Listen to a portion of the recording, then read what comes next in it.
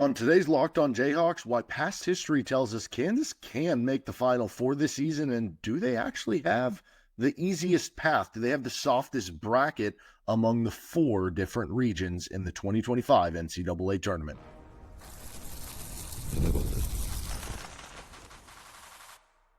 You are Locked On Jayhawks, your daily podcast on the Kansas Jayhawks. Part of the Locked On Podcast Network, your team every day.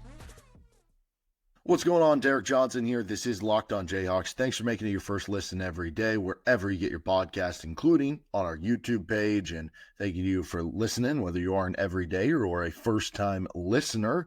Please subscribe to the show. Helps us out on our end of things. On today's episode of the show, we're going to talk about why Kansas can make a Final Four. We do some of these past history statistics and lines that show you got to be this good if you want to make a Final Four. Kansas actually ends up okay there. So we're going to go over that and what other teams do make the cut for being good enough to make the Final Four. What other teams would need to be the aberration, would need to be the exception to the rule. We're also going to talk about, does KU have the easiest region, and what would be a good tournament for the Jayhawks? Today's episode of the show is brought to you by FanDuel Sportsbook, and right now new customers can get $200 in bonus bets when your first $5 bet wins. Do that at FanDuel.com. So Kansas, we know, will be a 7 seed, and thank you if you already checked out our episode. The Everydayers already did, talking a little bit about the seed in the first round and the possible second round matchup and everything like that for Kansas, which we'll talk continually on throughout the week here on the show. So this will hopefully help you win your bracket pool, or at least do a little bit better in your bracket pool. And this is kind of why Kansas and other teams can or cannot make the Final Four. We will have another episode coming up about what teams can or cannot win the national title. You're not going to want to miss that if you want to win your bracket pool. But on today's episode, talking a little bit about the Final Four criteria, and these are things where the past Final Four teams have done this well, right? They're good at three-point shooting, they're good at this thing on offense or whatever, and teams that fit into that billing of past history, what that shows us. Now, quick disclaimer here, right? There are always exceptions to the rule. There is no mastery of the unmasterable. I don't think that's a word, but we're going to roll with it. The NCAA tournament is chaos incarnate. It is the most unpredictable thing that you could imagine when you have 18 to 20, I guess 4-year-olds at this point in time, playing a single game elimination NCAA tournament. Like it's just crazy things happen, right? So the point of this isn't to say that you're going to, I have nailed down all 4 of your Final Four picks. No, it's going to narrow down the options for you though, right? It'll maybe make things a little bit easier. Maybe it'll give you an option of choose one of these 5 teams, choose one of these 4 teams. And maybe that makes things a little bit easier because maybe one of the teams you were going to pick gets eliminated. Beyond that, right? Part of this, I always say, is do you want to ride the streak or do you want to pick the exception to the rule, right? If you want to pick the exception to the rule, do your thing, have fun, right? And to certain extents, there you can point to ones that ends up being the case year in and year out. But if you end up with 2 of the 4 Final Four teams in your bracket pool, you end up with 3 of the 4 Final Four teams in your bracket pool, there's a good chance you're going to win or be contending to win your bracket pool. So that's why this is all helpful, but it's not going to be 100% or final, right? There's always that Cinderella or weird team, and then maybe that's the one exception to the rule, so to speak. So here are what the past Final Four teams have done. All 92 past Final Four teams dating back to the 2001 season as part of this were top 11 seeds. So there have been a couple teams that have made it as 11 seeds, so we pushed that out to top 11 seeds, 92 out of 92. So that's going to cut down, a good chunk of teams right away right there. 90 of the 92 teams who have made it to the Final Four since 2001, again, this is over 2 decades worth of data, were top 44 in adjusted EM on KenPom, which is the adjusted EM on KenPom is basically your rating, your measure of how good of a team you are. Essentially, put another way, they came into the NCAA tournament ranked top 44 on KenPom, right? Then you have some stricter guidelines that we'll get into here, but if you want to go a little stricter, 85 of the 92, which is still 92%, we're top 31 on KenPom coming in. Now, 90 of the 92 teams who made the Final Four since 01 had top 75 offenses. You can go 89 of 92 had top 68 if you want to tighten up a little bit. 88 of the 92 teams had top 90 defenses. This is one where you can really tighten up if you want to. 83 of 92 had top 50 defenses. And then there's always a correlation with the coaches. 86 of the 92 Final Four teams had a coach who previously made the second round in the NCAA tournament or were in their first NCAA tournament, right? So seemingly a little bit of beginner's luck, maybe, just not really knowing what you're getting into and in a positive way. But for the guys who have been there before, you at least have to have that win under your belt where you've shown some experience in positive light. If you want to take that one further, 83 of the 92 had previously had a Sweet 16 under their belts, making it to the second weekend. So if we're not looking at those strict versions, if we're just looking at the base versions, right? Top 11 seed, top 44 in KenPom, top 75 offense, top 90 defense, and a coach who's either in their first year or making it to the second round. By those measures, that would eliminate all of the teams who are seeded 12 through 16, obviously, right? So that gets rid of, I was going to say 20 teams, so you have a couple who are in the 16 play-in, so I guess 22 teams, right? Then in the South region, it eliminates Louisville. Their head coach, new head coach, Pat Kelsey, done an excellent job with them. Unfortunately, he's never made a second round, so they're gone. New Mexico, their offensive rating, not good enough. San Diego State, their overall ranking, their offensive ranking, not good enough. In the East, Vanderbilt, gone. Their overall ranking, not good enough. Midwest, this gets rid of a big one here. Kentucky, oddly enough, Mark Pope has never made it to a second round of the NCAA tournament yet. And he might have had the COVID season happened, right? That BYU team was really good, but unfortunately it didn't, and he doesn't have one. Utah State is not ranked high enough, so they're going in the Midwest. And then out of the West, this is where it gets rid of the heavy hitters. Florida's head coach, Todd Golden, has never made a second round. Now, this will only be his third NCAA tournament, but he's lost in the first round both times, once at San Francisco and once at Florida. So they're eliminated. Memphis, who's been a trendy 5 seed because they've got really good guard play. Well, they're just not ranked high enough on KenPom. UConn not there because defense, and then Drake is not there by overall ranking and offensive rating. So what that leaves is a good amount of teams in each region. In the South, you have Auburn, Michigan State, Iowa State, Texas A&M, Michigan, Ole Miss, Marquette, North Carolina. In the East, you have Duke, Alabama, Wisconsin, Arizona, Oregon, BYU, St. Mary's, Mississippi State, Baylor, VCU.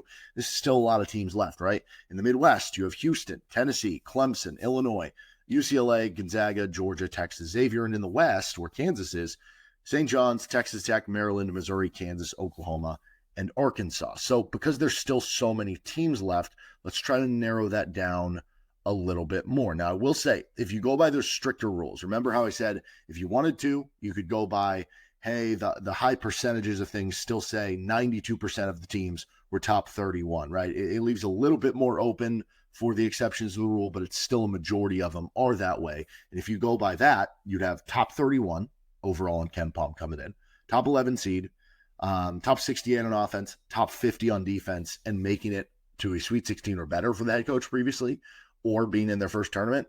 What I find very interesting is if we just look at Kansas's region, the West, there's only 2 teams that filter through on that, I guess, those guidelines that filter.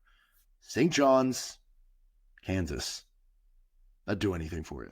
Now, the interesting part about Florida is the head coach one is the only one they don't qualify for. And Florida's been such a giant. I mean, their rating on KenPom is incredible. It's not just like, oh, they're one of the best teams in the country. If you compare them to other past years, they're well above like other teams' number ones in past years. So maybe you'd make the exception to the rule for them.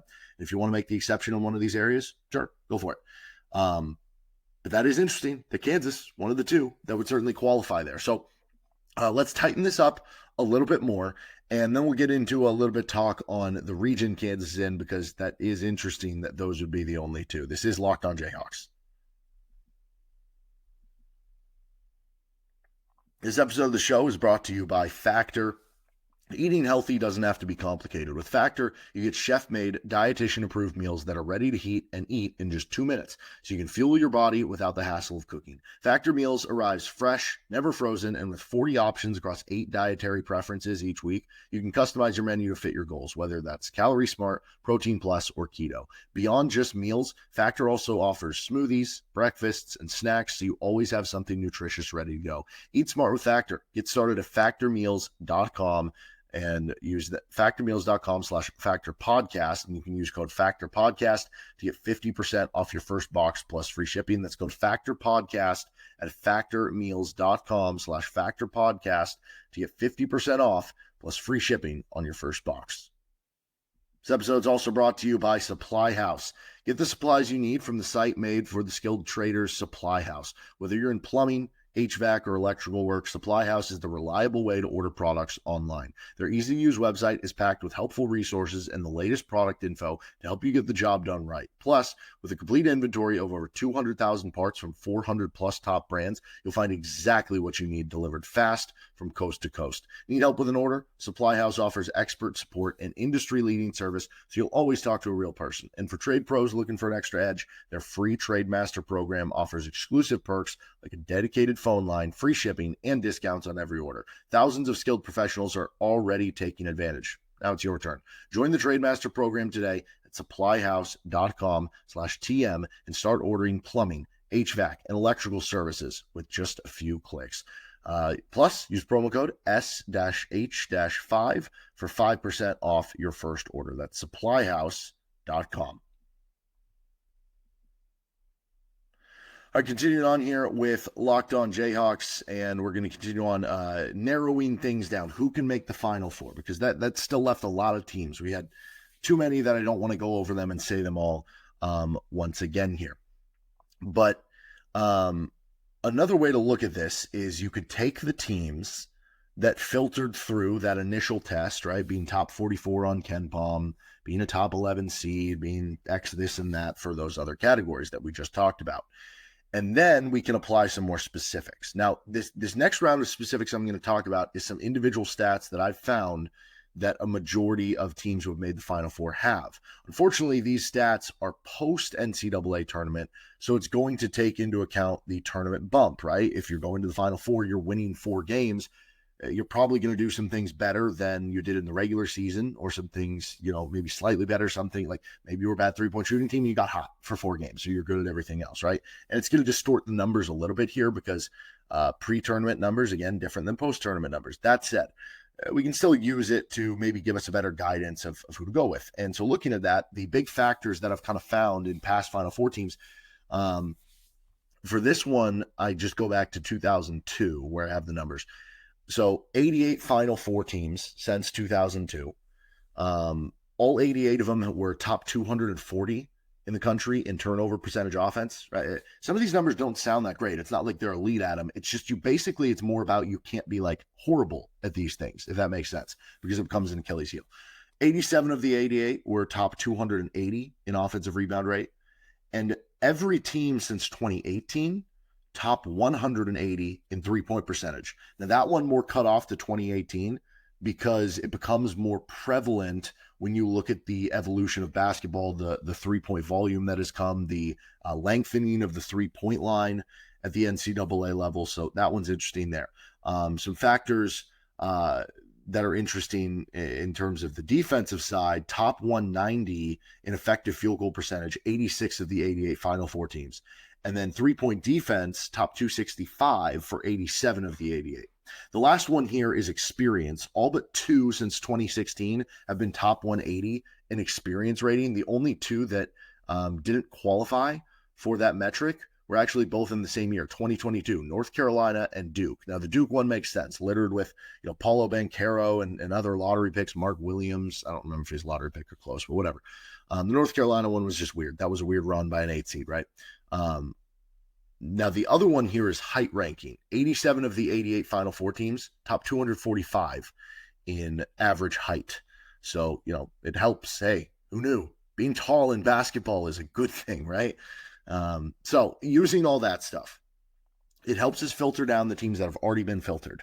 Let's start with the South. Michigan State, 327th right now in 3-point percentage. Again, these teams can get better over the course of the tournament, but to go from 327th to top 180, I don't know if that's doable for Michigan State, right? So they're gone. Texas A&M, they're actually barely outside in turnover rate, but the bigger deal is they're 317th in 3-point percentage. Aggies, gone. Michigan State is 328th in turnover rate on offense right now. Or Michigan is. I think I just said Michigan State. And again, that's a number that you're looking to be top 240. And Michigan being outside 300, they're gone. Ole Miss is 313th in offensive rebound rate. Maybe that's close enough because it's 280th. So, like, if you had a good enough tournament, you could make it, but they're also outside on the height ranking. So they're gone for sure. Marquette is 245th in 3-point percentage.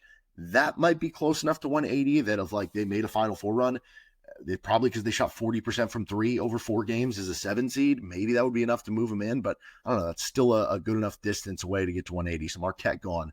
And then North Carolina's out on height, of all things. You think of them for so many years having, Armando Bacot and Tyler Hansborough and all the big men that Roy Williams had and stuff, but no, they're out on height. So all that leaves in the South is Auburn and Iowa State. So again, there could be a team that, surprise you. It could be a Marquette or one of these other teams that ends up winning the league. But do you want to go with what history says is the most often, or do you want to go with the aberration?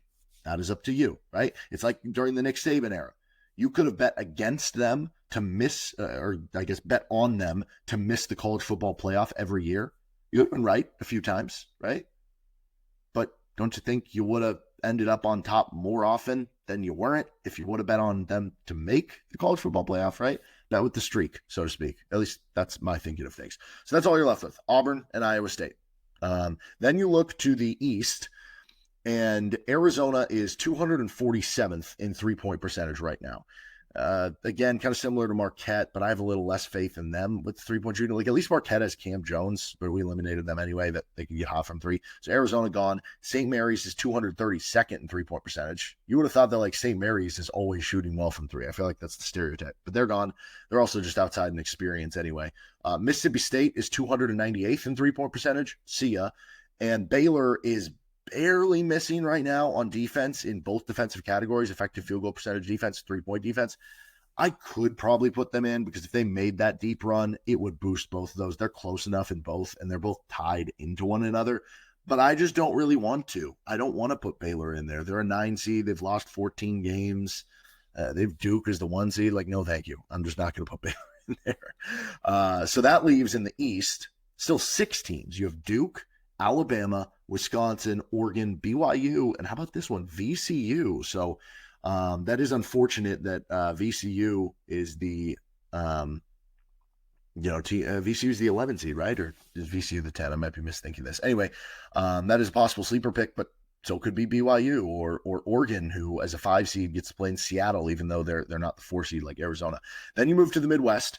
Illinois is gone, 316th in 3-point percentage. Georgia is out because of their turnover rate, and Xavier is out because of offensive rebounding rate. So we didn't eliminate a ton from the Midwest. That leaves 6 there too. Houston, Tennessee, Clemson, UCLA, Gonzaga, and Texas getting in there. Now, realistically, I probably wouldn't be picking Texas. They've been super inconsistent, lost a ton of games, kind of same thing to Baylor, but do you, whatever you want to do. They did qualify for this. And then in the West, St. John's is 338th in 3-point percentage. They're gone. Texas Tech is out by not reaching the bar on average height, I guess both literally and physically there. Oklahoma is barely outside on 2 categories, so eliminating them here. And then Arkansas is gone on experience. So that leaves in the West, Maryland, Missouri, and Kansas. And again, if you want to make the exception to the rule here for Florida, I'm totally cool with that because they've been such a wagon this season that maybe that just becomes the obvious pick there. But I do find that interesting that when we filtered it this way through the kind of easier guidelines and then through some of the more statistic guidelines, as well as the more strict guidelines that we did, Kansas made the cut both times out of the West.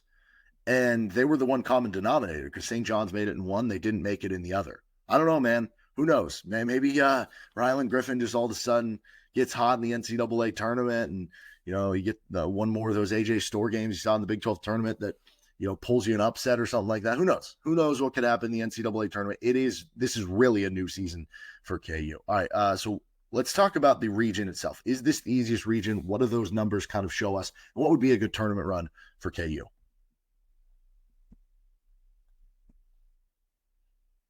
Our episode of Locked On Jayhawks today is brought to you by FanDuel Sportsbook, where you can bet on the tournament. March Madness is here, and FanDuel is giving you the chance to get in on the action like never before. Right now, new customers can get $200 in bonus bets when your first $5 bet wins. That's $200 extra bucks to use on everything from buzzer beaters to Cinderella stories and even who's cutting down the nets. And with FanDuel, you can put together same game parlays for games. You can put a parlay together for all 16 games. You go 16-0 on the money lines. You're a big winner. So visit FanDuel.com and get in on the college hoops action all tournament long with FanDuel. The NCAA tournament is here, and so is the bracket breakdown. Locked On Podcast Network and Amazon Fire TV channels are teaming up to deliver NCAA tournament coverage like never before. Watch studio shows featuring former players and Locked On's local experts as they guide you through every upset, buzzer beater, and bracket matchup. Stream it all for free on Amazon Fire TV channel. Search Bracket Breakdown to see it all for free. It's your team every day. Okay, so don't forget to check out Locked On College Basketball and all the great work that is going on this week with the NCAA tournament. Again, we will have a bonus episode as a kind of a follow-up to this. What teams are good enough to make the national champ or to win the national championship and try to help you win your bracket pool this year, or at least contend? Because again, if you pick the right national champion, it doesn't guarantee you're going to win. It probably means that you're going to finish, near the top. Certainly, though. Okay, so when you're looking at some of these numbers that we filtered down, you might have noticed the first filtration that we went through. There were 8 teams that were left in the South. There were 10 or 11 teams left in the East, 8 or 9 left in the Midwest, and only 7 left in the West. West, lower numbers than the other ones that would qualify, that were good enough, so to speak, right? If we just went down to the stricter numbers, all of them had, 4 or more. The Kansas one had just 2. And then if we went down to the numbers we just did last segment, where we took the numbers from the first filtration process, added in the 3-point shooting and the turnover rate offense and all that sort of things, you're left with, on that end, 2 teams in the South, 3 teams in the West, so 1 more in the West, 6 in the East, 6 in the Midwest. It seems pretty clear to me the East and the Midwest are the toughest regions, right? When you're just looking at the teams that are available there and how much firepower is there. The difficulty with saying the West is the easiest is it's almost dismissing Florida in a way that I am basically dismissing them here because of the coaching thing. But like from a team perspective, you could argue Florida is playing the best basketball of anybody right now. I mean, they just won the SEC tournament. They've been unbelievable this season.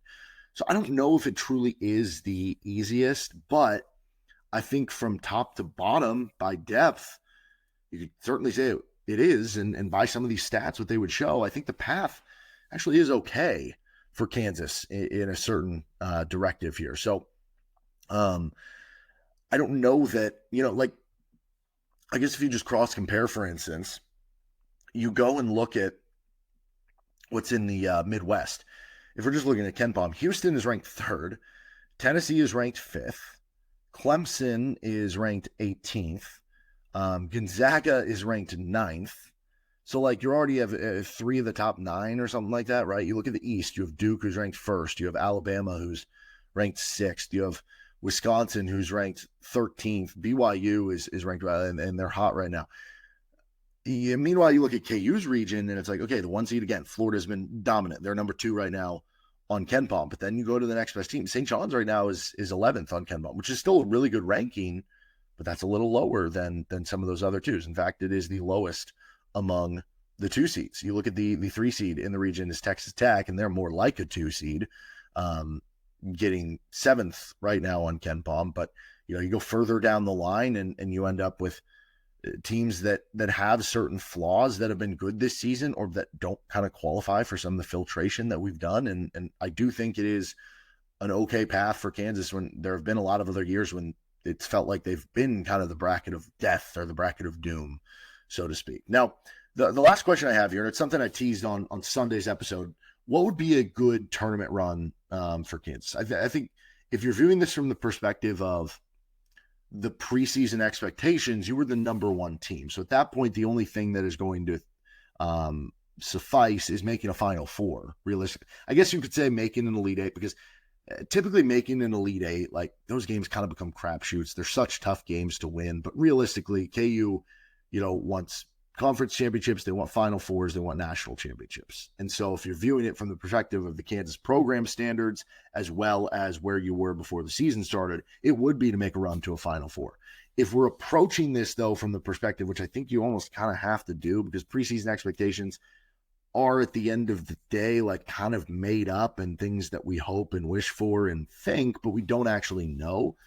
And so if we're viewing this, again, though, it gets difficult because if you're just talking about at the end of November when they beat Duke, you'd have those same expectations. But if we're just viewing this from the perspective of like where you were at the end of the Big 12 regular season or where you are, after the Big 12 tournament last week, I think making the Sweet 16 would be a great tournament run for this team.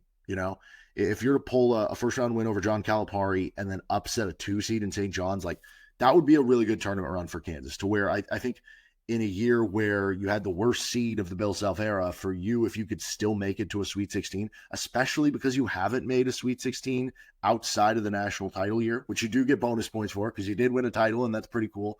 But that's your only Sweet 16 since Devontae Graham graduated, right? And again, screwed over a little bit because 2020 with the COVID year. But point being, if you can make a Sweet 16, I think that's a successful tournament run for KU.